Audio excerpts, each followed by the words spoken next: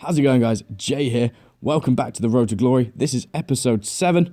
As always, if you've missed any of the previous episodes, I'll leave a link to the full playlist in the description.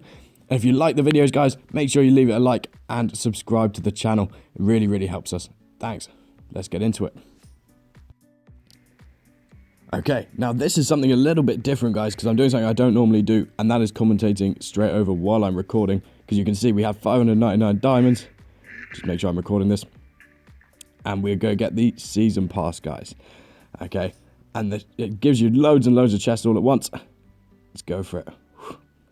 This is normally really satisfying. I did this on my main account too. Start off, that's a good start. Andromeda's a great card. Ape Suit as well, not bad. I think we get an epic. BK, come on, that's a great start. Getting BK. This is the first time I've got him on either account, actually. And this one on my main. That's a lovely start. Let's hope we can get more like that. 1,000 gold. I'll try and go quite quick. Oh, that's nice. Because we'll have absolutely tons of chests. DJ Equalizer is really good. This is unreal, guys. DJ Equalizer, new card. Haven't used him at all so far in the game. And Amelie as well. This account loves getting Amelie in chests. Another one of those chests, I think.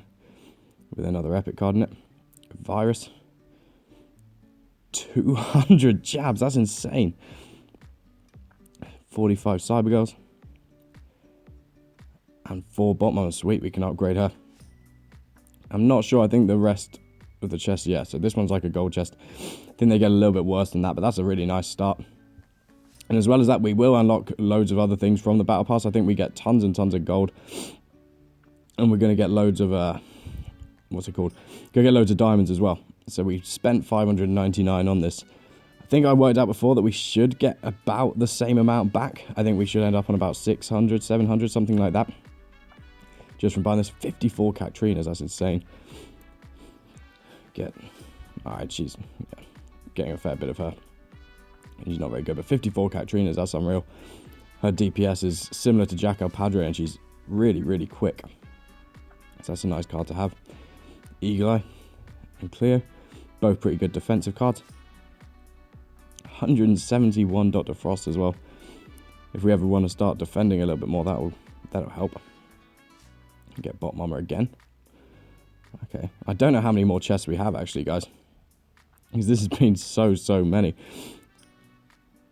Getting more Katrinas. Not sure what level she'll go up to now. And get another Cleo. JB, he's okay. So many of this card here, this camp card. Just annoying. It could have been Bubbler. If I don't get Bubbler from this, I'm going to be a little bit disappointed. Because Bubbler's probably the best defensive card in the game. One of the best cards, probably the best card that I don't yet have. We get Scrapper. How many more? Oh, okay. That's it. So, unreal. We got the season pass. We got loads of new cards. And straight away, I decided I was going to make a new team to show you guys what the meta was at this time, because I knew there was an update coming. And so I wanted to make a new team for the first time in the series that actually showed what was probably the best way to play. And I didn't get all the cards I wanted. I think I said in a commentary, I wanted to get Bubbler, unfortunately didn't. So I'd have to make do without. You'll see me upgrading DJ Equalizer. Never had DJ Equalizer before, but I'd heard good things, so I wasn't too worried about upgrading. Getting the team, and this is how I'm going to run it. As I upgrade Bot Mama, so we're going Eagle Eye, Bot Mama, DJ Equalizer, Lollipop, and Lucha. And this is because in this current meta, defensive cards, they're just insane. Alright. And they were such high damage. They would just get so many frags. Unreal. Annoyingly, I didn't have any better snipers, so I kind of put Eagle Eye in there. If I'd had a Captain Polo, or maybe even a long shot, I'd have put him in there. If I'd had Bubbler, like I said, he'd have gone in.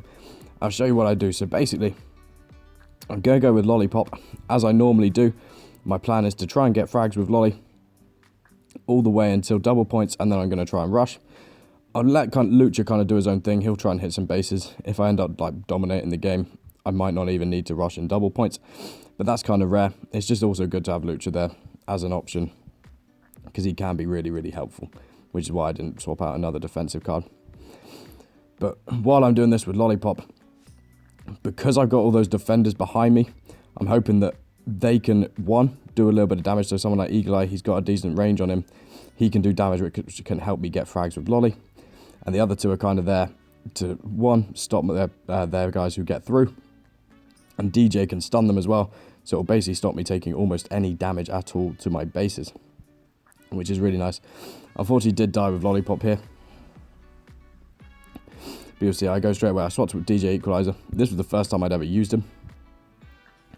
And so I kind of wanted to straight away get his Disco Ball special off. Loved it. I thought DJ was actually really, really good. Really enjoyed using him. I think probably not my favourite defensive card ever. A little bit limited in what he can and can't do. But the fire rate was good, the damage was good, the special was really good and pretty fun to use as well. There was also the airdrop event going on at the same time. This was the first time I'd done the airdrop event while having the season pass on this account. And the difference it made was absolutely insane. I said in the last episode how long it took me, how many games it took me to get just a few airdrop points to get those credits. It took so long. On this one, it was so fast. I was kind of flying up progress, barely even realised. As this game goes into double points here, you'll see me, I kind of rush up and try and do some damage. And Lollipop's really good for this because she can just hop from one bunker to the other. So hard, so hard to defend against, even if you're manually defending it. End up taking down both targets. Unfortunately, then did die, but that's all right. We'll finish off the game here with DJ Equalizer. Get another Disco Ball special off. See Freezebee's moves. Unfortunately, didn't take all of this guy's health down, but 870 points left for me. That was unreal, and that's what the kind of defense meta was. And I really enjoyed that meta. I was beating more or less everybody I played with that team. Even teams that were far, far better than mine. If they weren't playing defense as well, I was normally beating them. It was really nice. It was really fun. Definitely the most fun I've had playing with any team on this account so far. I woke up the next day and the update had come. So it's lucky I got those games in on the day before just in time, because I was going to wait a little bit longer before showing you guys that. So I'm happy I got at least a couple of games in there with it. But then the meta had changed, okay? And I played around with the team a little bit. Eventually, after a fair few games, I came to the conclusion that it's a rush meta. Okay, you've got to be really attacking. Unfortunately, but I didn't want to play just 5 attackers. Okay, 5 attacking cards, because that just leaves you a little bit too exposed. If the opponents have a better team, a higher DPS, you've more or less lost the game from the start. So I ended up going for the team that you'll see on screen now. So I'd have my rush of 4 players, which was BK, Katrina, Lollipop, and Lucha. And then I had my 1 player that I would be controlling, and that was Virus. And the idea was I'm going to get up in the middle, like you'll see on screen now, and just frag people with Virus. And it went so well against people whose team wasn't quite as good as mine, because they'd have to try and stop the rush. Okay, they couldn't just let me hit their base. I'd take them out with Virus, and we just cruise through games, and I go on such big frag streaks. And I found, strangely, not too many players actually went for Virus. Most people just kind of went for my players that were rushing them, because I guess they were kind of panicking that their base was getting taken down health. And so I just cruise through games and go loads of games without dying. I think I played 3 games in a row. The first 3 games I played with the team, I got about 27 frags with Virus, and I only died once in the whole thing, which was just insane. And if Virus did die, I could swap to Lollipop and more or less do the same thing up here in the middle.